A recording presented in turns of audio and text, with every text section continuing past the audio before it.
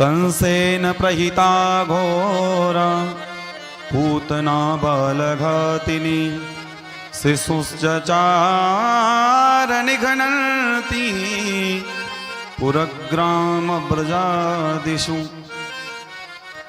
नंद बाबा लौट करके आए, उसके पहले ही घटना घट गई। क्या बोले? कंसेन प्रहिता घोरा पूतना बालघातिनी। इधर जब नंद जी को लाला हुआ था तब तुरंत ही उसने एक मीटिंग बैठा दी थी, और मीटिंग में ये आया कि उस बच्चे को कौन मारे कौन मारे। इस ब्रजप्रांत में जितने भी बालक अभी 9 दिन 10 दिन के शेष हैं उन सभी को मार दिया जाए। उधर पहले ही उसने युक्ति बना ली थी। सारे राक्षस कहने लगे कि घर में घुसना असंभव है, इतना भीड़ का मामला है, आनंद मनाया जा रहा है। तब तक पूतना मौसी बड़े बड़े दांत लेकर के और महाराज 6 कोस की लंबी चौड़ी पहुंची। पूतना ने कहा कि ये वाली जिम्मेदारी मेरे को दो, मुझे दो। कंस कहता है कि तुम्हें पता है तुम 6 कोस की हो। 6 कोस मतलब 18 किलोमीटर। तुम्हारा 18 किलोमीटर का जो शरीर है, अगर तुम धोखे से भी वहां दिखाई दे गई तो लोग चिल्ला करके नगर छोड़ करके भाग जाएंगे। बोले नहीं नहीं महाराज, मैंने भगवान की आराधना की थी और वरदान पाया है कि मैं जैसा भी चाहूं वेश बना सकती हूं। अच्छा, कंस ने कहा कि कोई वेश बना करके दिखाओ। देखते ही देखते वो जो पूतना थी 18 कोस की, महाराज इतनी सुंदर दिव्य, उसने अपना इतना सुंदर वेश बनाया कि ऐसा लग रहा है जैसे दूसरी लक्ष्मी आकर के बैठी हो।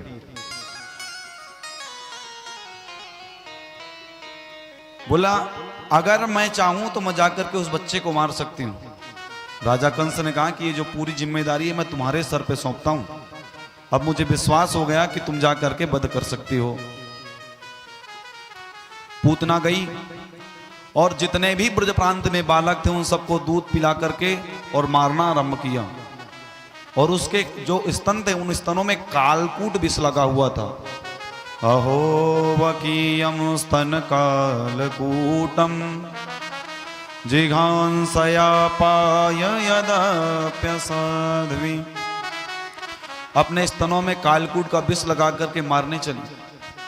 भगवान ने लीला करी कि इधर उधर मारती डोलेगी, इसलिए भगवान ने सीधे अपने पास बुला लिया।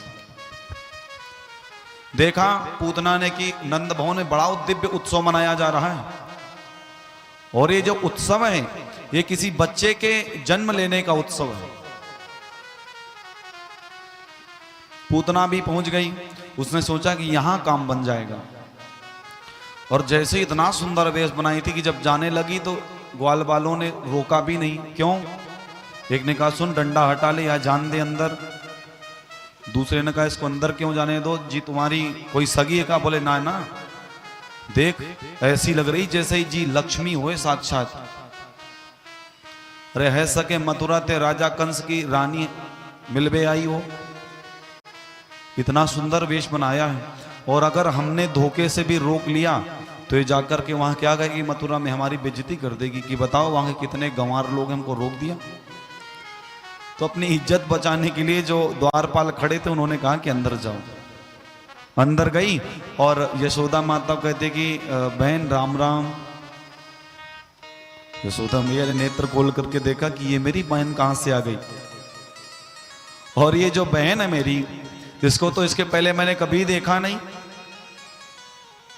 सोचा कि होगी कोई बहन मेरी, हो सकता है उम्र ज्यादा इसलिए मैं भूल गई हूं, हो सकता है कोई मेरी पड़ोसन हो, कोई मथुरा से आई हो। तो यशोदा मैया ने भी आंचल भर करके उसका स्वागत किया। क्या हुआ? स्वागत है बहन तुम्हारा।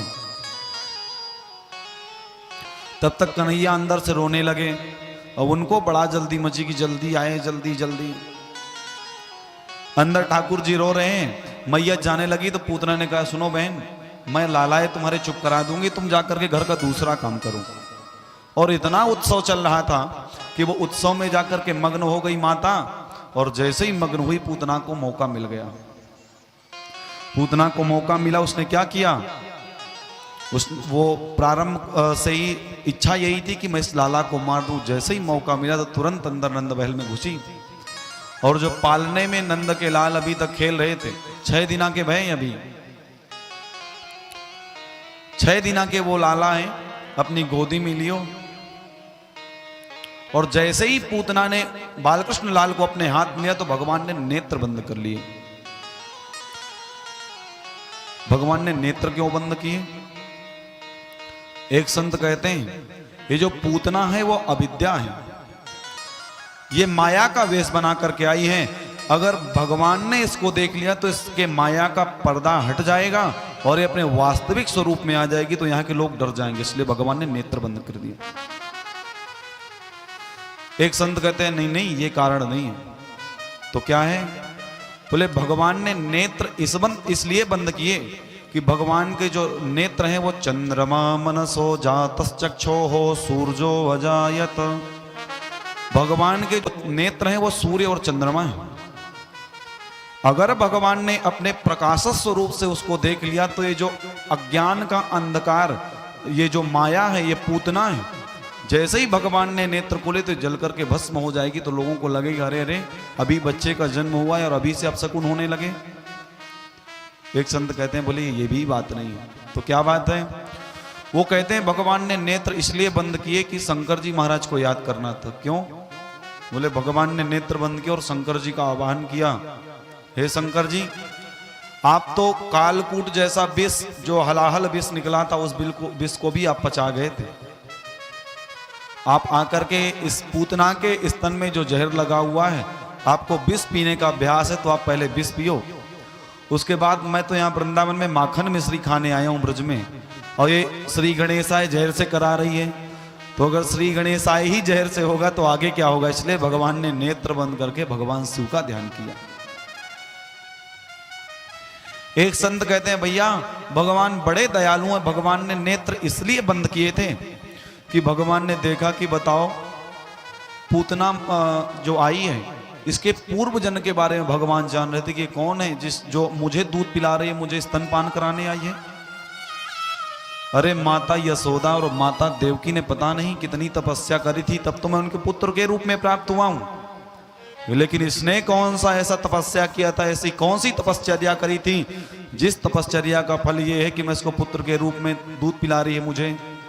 तो भगवान ने जैसे ही नेत्र बंद किए तो उसके पूर्व जन्म का भगवान के सामने पूरा चिट्ठा खुल गया। ये पूतना पूर्व जन्म में बलि राजा की पुत्री थी, रत्नमाला नाम था इसका। भगवान जब बामन बन करके गए थे तो राजा बलि ने पूछा था, बोले पंडित जी आपका नाम क्या है? तो उन्होंने कहा लोग मुझे बामन कहते हैं। बोले आपके माता पिता कौन है? तो भगवान बावन ने सोचा कि मेरे माता पिता तो कोई है नहीं। तो भगवान बामन ने कहा कि मेरे माता पिता कोई नहीं है। अब उसको क्या पता कि जगत के माता पिता यही हैं। भगवान जब कहे कि मेरे माता पिता नहीं है, तब उस राजा बलि के बगल में उसकी कन्या भी खड़ी थी, रत्नमाला। भगवान बामन अंगुल के छोटे से हैं, तो देख करके भगवान को उसको दया आ गई। बोले बताओ इतना सुंदर बालक है और इसके मैया बाबा नहीं है, इसके मैया बाबा वो उनका शरीर पूरा हो गया होगा, मर गए होंगे, कितना अनाथ लग रहा है।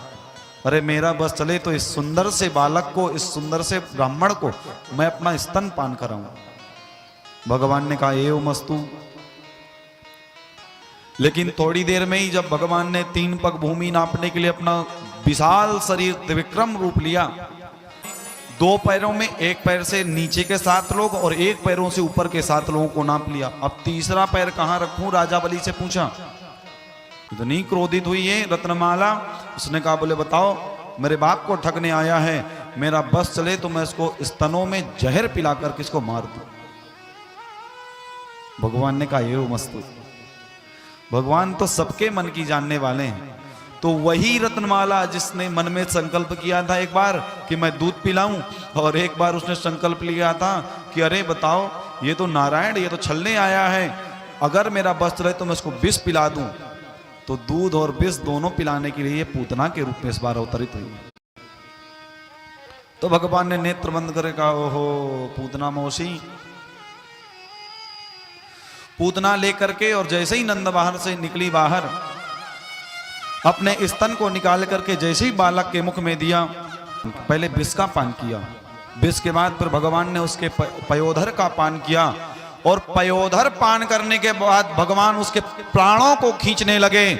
समुंच मुंचालमिति प्रभासिणी, वो चिल्लाने लगी, बोले लाला मुझे छोड़, लाला मुझे छोड़।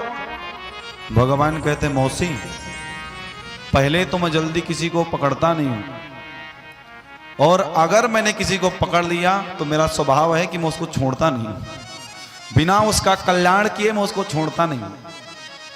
तो ऐसे ही है हमारे ठाकुर जी। पहली बात तो वो 3 जगह से टेढ़े हैं। पहली बात तो वो हृदय में हमारे अवरुद्ध नहीं होते हैं, वो जल्दी आते नहीं हैं। और अगर एक बार हमने बड़ी तपस्या करके, बड़ा भजन करके, बड़े प्रेम से अगर हमने भगवान को अपने हृदय में अगर उतार भी लिया तो फिर वो उसके बाद वो कन्हैया जाता नहीं है।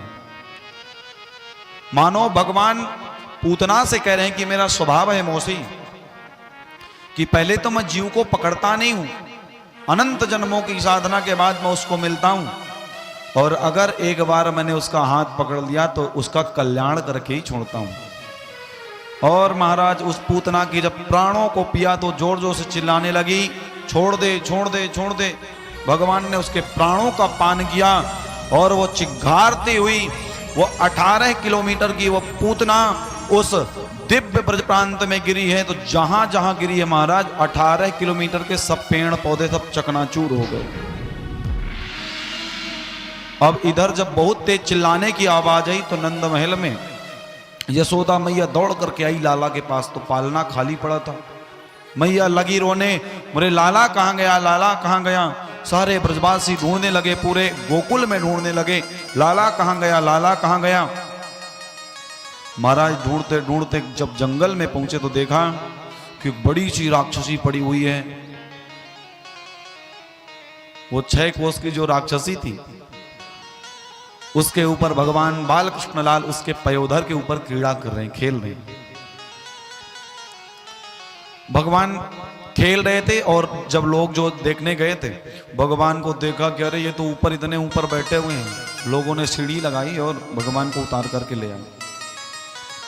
ले करके आए और जैसे ही नंद बहन में मैया के पास लेकर के पहुंचे, बोले मैया तेरा लाला सुरक्षित है। बोले कहाँ था, बोले वो उस पूतना राक्षसी के ऊपर। अरे राम राम, तब तो मेरा लाला अपवित्र हो गया होगा, उस अविद्या पूतना ने मेरे लाला स्पर्श कर दियो। बोले वो पूतना कहाँ गई, बोले वो तो मर गई।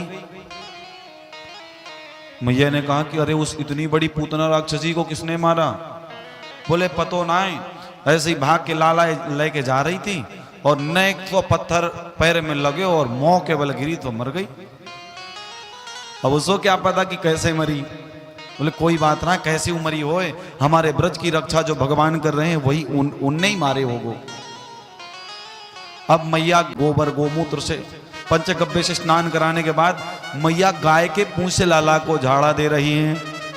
अव्यादजोंघ्रिमणिमास्तव जानवथोरु। बोले भगवान जो नारायण हैं, जितने स्वरूप हैं उन सब स्वरूपों का स्मरण करती हैं। अव्यादजोंघ्रिमणिमास्तव जानवथोरु यज्ञोच्युतः कटितटं जठरं हयाख्यः। बोले हे लाला भगवान अच्युत तेरे पैरों की रक्षा करें, मणिमान भगवान तेरे ग्रीवा की रक्षा करें, भगवान यज्ञ नारायण तेरे कंठ की रक्षा करें, और रथ के सवस्त्वदुरई सैनस्तु कंठम। वो ईश्वर लाला तेरे कंठ की रक्षा करे। विष्णुर्भुजं मुखमुरुक्रम ईश्वरः क्रम। और जब भगवान के ही नाम लेकर के मैया झाड़ा पूछा कर रही है लाला का, तब भगवान को हंसी आ गई कि बताओ मैया, जिसका तुम नाम ले रहे हो वो तो मैं स्वयं हूं, और तुम मेरा नाम लेकर के मेरा ही झाड़ा कर रही हो। भगवान जब जैसे ही हंसे तो मैया को लगा रे अब तो लाला स्वस्थ हो गया है। भगवान ने उस अविद्या रूपी पूतना का जैसे ही वध किया था, बाबा लौट करके आए। बाबा ने देखा पूरे हमारे ब्रज प्रांत में शोरगुल मचा हुआ है। तब तक एक दौड़ता हुआ ग्वाला आया, बोले बाबा अनर्थ है गयो, अनर्थ है गयो। कहा भयो, बोले पूतना आई।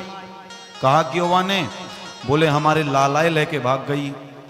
अरे नंद बाबा कहें फिर तो बोले अब कुछ चिंता की बात ना है। बोले वो जो पूतना है वो भी मारी गई, हमारो लाला भी ठीक है। पूतना को जब देखा महाराज 18 किलोमीटर में पड़ी हुई है, तो उसके हाथ पैरों के ऊपर जो पेड़ आए थे उन्हीं को उठा करके रखा गया उसके ऊपर और उसी को जला दिया गया। और लोग जब मरते हैं और जब जलाए जाते हैं तब दुर्गंध निकलती है शरीर से महाराज, लेकिन जब पूतना जलाई गई तो ऐसा लग रहा है जैसे धूप और दिव्य दिव्य इत्रों की सुगंधी उसके शरीर से निकल रही है। किसी ने कहा बोले महाराज ये पूतना तो इतनी पापिनी थी, इसको तो और ज्यादा गंधाना चाहिए, इसको और ज्यादा बदबू आनी चाहिए इसके शरीर से। संत जन कहते हैं वो जिसको परमात्मा ने स्पर्श कर दिया तो उसका जो शरीर है वो कुंदन की तरह तप करके और सुवर्ण की तरह निखर करके वो तैयार हो जाता है। इसलिए परमात्मा के स्पर्श से उसके जो अविद्या थी वो अविद्या का नाश हुआ और भगवान प्रसन्न हो करके जैसे उसको निहारे तो उसके पाप जब समन हो गए तो बोले उसके अंदर से वो सुगंधी निकलने लगी। ये तदपोतना मोक्षम कृष्णस्यार्भक चेतसम् शृणुया श्रद्धया मर्त्यो गोविंदे लभते गतिम। भगवान वेदव्यास कहते हैं बोले जो साधक इस दिव्य पूतना उद्धार की कथा को सुनता है उसके समस्त पापों का नाश होता है और वह भी पवित्र हो जाता है।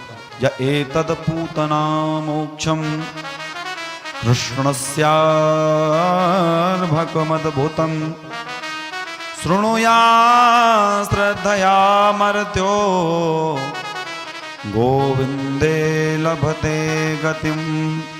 बोले भगवान के चरणों में उसका प्रेम होता है। ये हमारे परमात्मा का, ये हमारे बालकृष्ण लाल का ये कैसा स्वभाव है महाराज, जो जहर पिला करके आई थी, जहर पिलाने आई थी, उसको भी परमात्मा ने पवित्र कर दिया और मां की गद्दी प्रदान की। ऐसे हमारे भगवान बालकृष्ण लाल हैं।